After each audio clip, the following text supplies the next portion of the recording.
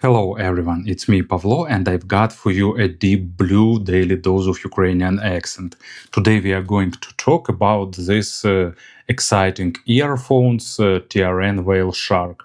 You can see that they used nautical themes in the design and they recently using name of different naval creatures a lot to get more attention to problems of preservation of oceans, which is really good idea, I think. And Whale Shark, it's $130 hybrid earphones with unusual approach to drivers. It's not like dynamic driver plus few balanced armatures. It's a planar driver plus 3 dynamic drivers.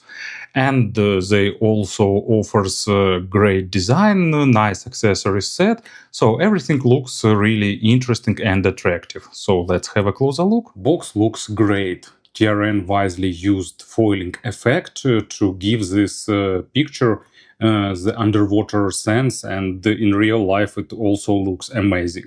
You can see the whale shark and this gradient giving more depth to it. And on the backside, you can explore frequency response for the all three available filters, which gives you a nice and clean reference what sound to expect here. As usual, under this outer sleeve, we are getting black cardboard box and actually nice message. Really recommend you to pay your attention. Then we have earphones themselves. Really nice, comprehensive set of tips. Actually, it's even bigger than I've expected. Virtually every type of tips possible. Transparent silicone tips, sticky ones, white silicone foams, 3 pair each with different sizes. Tips with black stems. Actually reminds me spin fits or either spin fits or something really close, and black silicone tips, classical ones, and accessories and case. My guess is that accessories will be the cable, at least cable, but let's go and see. So everything packaged in a separate box. You're definitely getting this nice sense of unboxing. So actually I was wrong.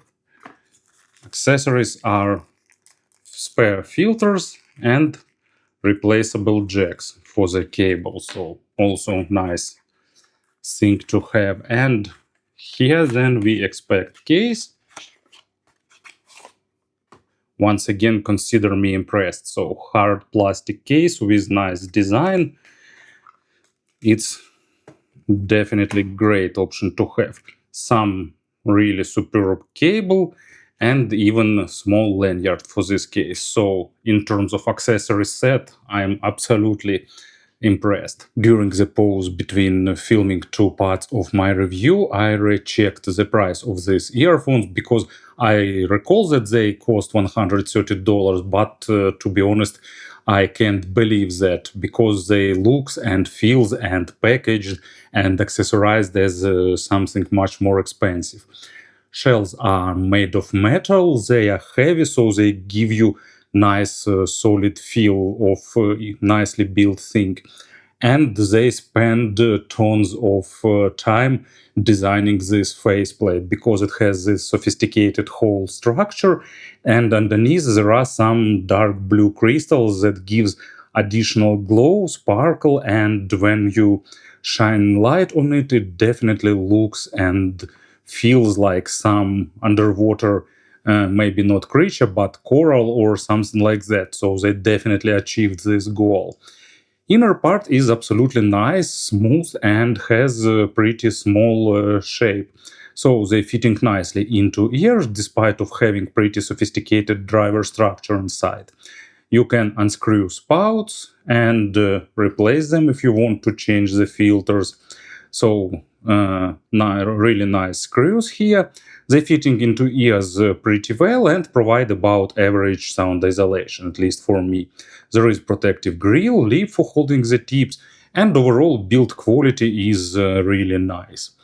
Cables are made replaceable. Here used classical 2-pin sockets, no recessed pins or something like that, just absolutely standard option. So basically, I'd probably use this cable for something else too with pleasure. So fitting nicely, holding pretty well. There are ear hooks, and here goes the cable. It's pretty thick, but at the same time rather flexible without any issues with microphonics. It's a modern design with tube-like silicone insulation, feels really solid. Not sure how it will work this time, but definitely looks like well-built solution. There is a splitter with chin slider, and it goes just twisted to the replaceable connector. And here they also didn't try to save some pennies. They used connector with screwable attachment. So just pay attention at the notch and chin, connect it, then screw, and voila, you have your jack connected. So basically, in terms of exterior, everything is as great as with presentation. Of course, this earphones gives you a lot of options to tune the sound to your liking. You have 3 spout filters and bunch of different tips.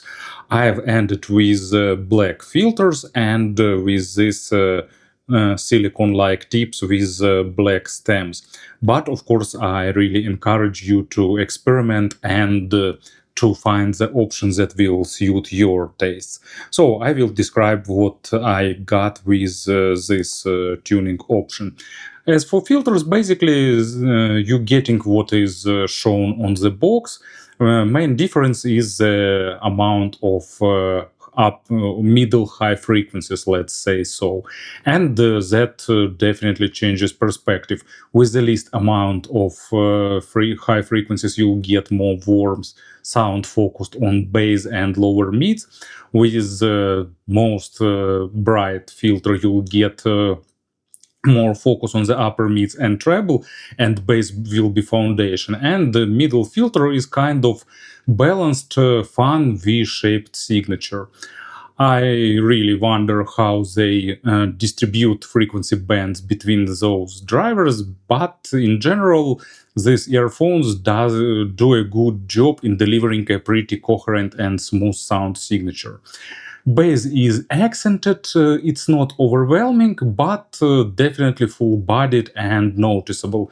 It goes pretty deep, but it's not super slammy and or super punchy, which in my opinion is okay. When necessary, it delivers nice amount of tightness, but not trying to play every bass note like it's the final note in your life. Good amount of small nuances, but no focus on the tiny nuances on the bass. Overall, pretty organic, fun, slightly warm, probably bass with nice textures. As for examples, first one is David Roth Rise We Will. Nice audiophilic recording with really gorgeous foundation, and these earphones deliver it really well with nice contrast and good body saturation for the vocal. And Yello Planet Dada. I really like Yello. They sound great with almost everything, and these earphones, of course, not an exception. Nice, good bass foundation and good stage for all that effects that Yello put into their records. Bass transition to mids is really nice. With some tips, you can get a bit of bass bleeding onto mids, but it depends probably on ears, because with these tips I didn't have any issues with that. So mids are like well-balanced dynamic driver type mids with good balance of everything.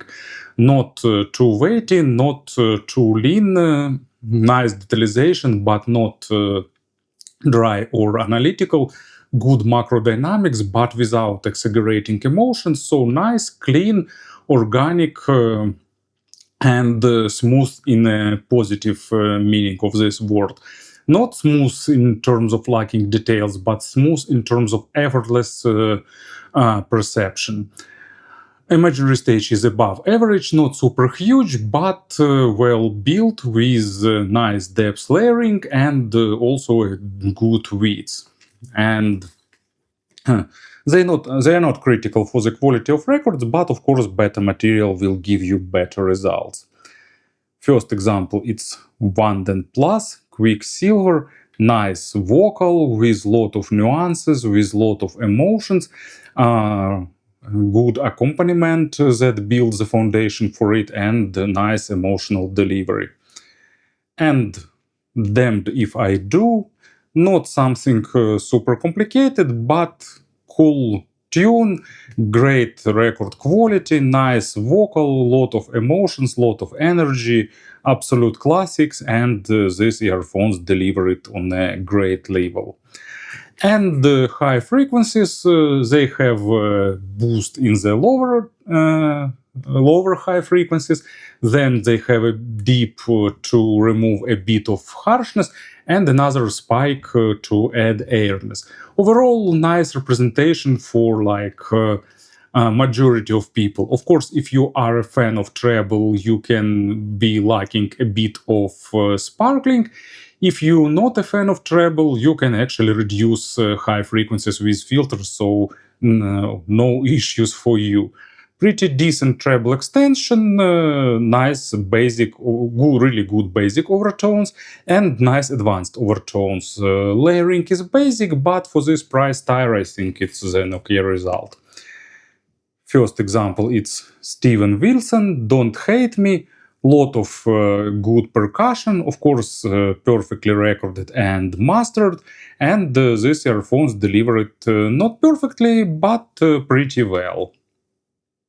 And Pat Metheny and Lyle Mace, as falls Wichita, so falls Wichita falls. Despite this cunning name, it's a great avant-garde jazz masterpiece. I really recommend you to check it out. A lot of different percussion that of course requires much more expensive earphones to be presented at 100%, but still Whale Shark does a really good job in immersing you into this track. In terms of pairings, earphones are not picky. Despite common beliefs that planars require a lot of power, they don't require any significant amount of power. They are pretty efficient in terms of impedance and sensitivity, but at the same time not too sensitive to be picky for the background noise. They just need something with good control, so some dongle deck, not super expensive, but from the mid segment will be enough for them. Or, I don't know, Bluetooth receiver or any other source you prefer, so they are pretty universal in this aspect. They can be scaled with source to mid-level players or somewhere in that segment. Speaking about the conversions, just two most recent models I reviewed in the similar price range. It's Tin Hi-Fi T7, but T7 is more focused on the detalization, speed and precision, while here you're getting more weight, slightly more laid-back representation and more fun. And the NF Acus NM25, they are even more focused on the neutral monitoring type of representation, and is that polar opposite. So overall, if you're looking for the fun earphones in terms of sound and in terms of design, it's a really decent option to consider. Thank you for listening, thank you for your attention, and have a great day.